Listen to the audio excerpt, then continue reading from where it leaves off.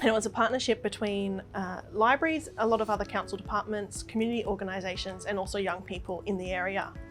So the idea was taking some feedback that we had from a survey we'd done with young people, where they'd talked about different things they'd like libraries to focus on. So we picked 10 topics and did a series of videos around them. And I think that filled a gap that we had as well, in that we were producing content that was good for adults, good for children and preschoolers, but the gap we were really missing was young people, and this was the way that we could bridge that gap. And so we'd come across the youth participation model, and that was a real focus, was trying to change our programming to make sure that we involved young people at every part of the stage.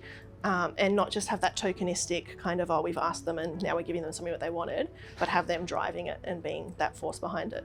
They were able to get money to pay young people to be the videographers and produce the content.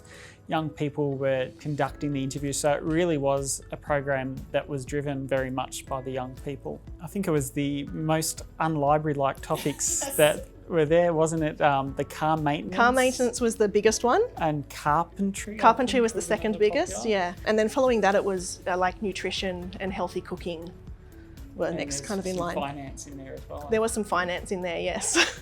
They were getting experience that they can, put on their resume, and they can say, I did this. And I think just the quality of what they came out with in terms of the interview questions, the presentation style, the quality of the videography, they just blew it out of the water. They did a real fantastic job. It's been a great way to give young people some input, but also getting them involved in producing and being part of the community and part of the library and putting stuff out there for their peers in partnership with the libraries, youth services and all these other organisations that help produce the content with young people. I think it's been a great way for them to get involved in society when you're locked down. So you have home, you have work, but then the library is that neutral ground that anyone can go to, and it's not home, it's not work.